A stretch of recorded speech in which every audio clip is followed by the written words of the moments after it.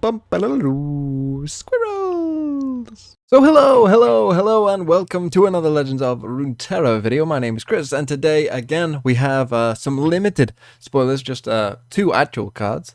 But, I'm still going to go through them each day that goes by, so that you can get, an up-to-date reaction and sort of thoughts about these cards. I haven't seen them yet.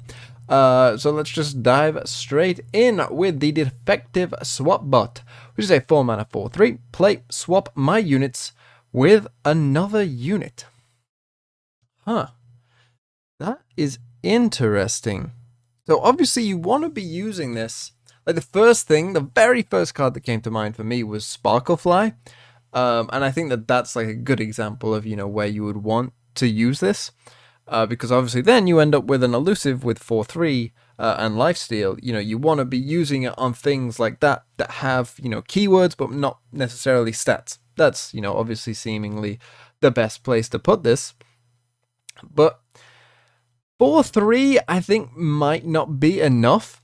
If this was like a 4/4 or definitely a 4/5, then I think this would be like a card that you genuinely would hit lists and hit the meta hard. As a 4/3, still having 3 health, and of course, it is a skill as well. It's not a direct effect. This is going to go on the stack, and I am assuming if you kill...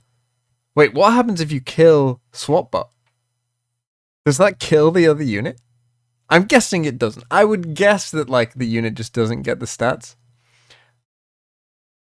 What happens if you killed the other unit? I'm guessing that nothing happens if you kill one of the units, but I could, or like recall them or whatever. But that could be wrong. But that's what I'm assuming. I'm just going to assume that that is the case. Otherwise, it would be even weirder and probably a lot worse.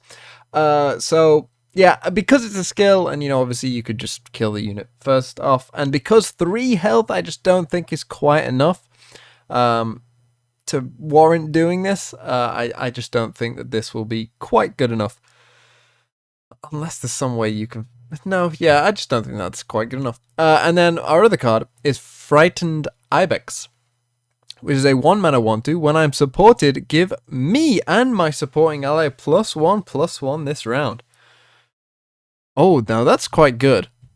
That is actually quite good. And we've already seen Taric Jarvan, and I do wonder if...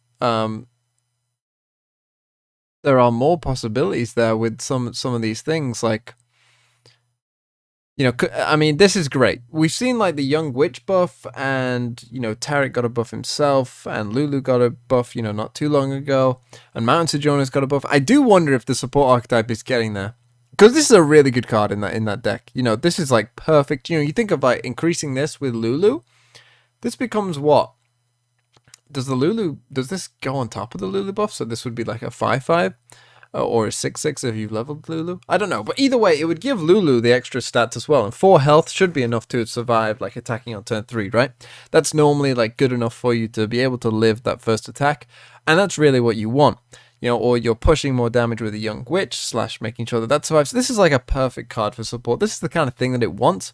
And it being a 1-drop is also really good. Because, the support archetype, you want to go wide. You want to go wide early. And so, you generally want to fill your deck somewhat with 1-drops. You have to have a certain amount of them. And this is just a great card for that deck. Obviously, it really kind of only fits that support archetype. But with the buff to Mountain Sojourners, I think that there could be enough there. I think with this card and Sojourners,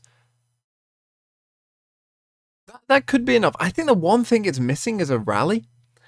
I've always thought that like, there was just a way of rallying in those regions, which I don't think they'll do because, it doesn't feel like that's the direction they're going to go with those regions. But obviously, if you could rally, then that would be insane in those regions, and that would really push it over the top, I think. But this is still going to be solid, and I think that archetype is going to come together. But that's all we've got for today.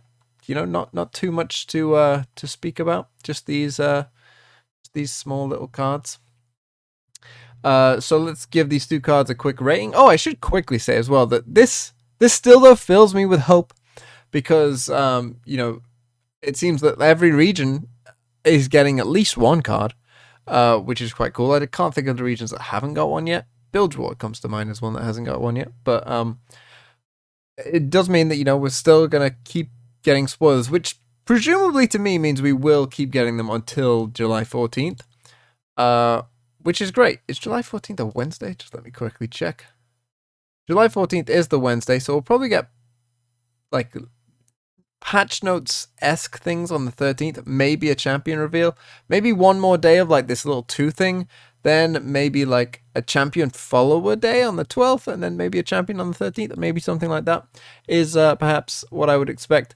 But yeah, overall ratings on these cards, swap bot unfortunately I think is probably, unless I'm missing something like some interaction that I'm missing, it's probably not going to see much play. I would put this like a 3 out of 10. But the Ibex is one of those cards that in like a specific deck is really good, and you know, elsewhere not that great. But in that specific deck, this is like an 8 out of 10. You know, you're definitely going to run it in support. I would have thought, and this genuinely, that and the Sojourner's buff might be enough to like push you into Targon Ionia instead of like Demacia Ionia or Demacia Targon, which seem to be sort of the main ways of playing it at the moment. This could push it over the edge. We'll see though. We'll see, I guess. But yeah, that's all there is for today. So yeah, I'll see you tomorrow.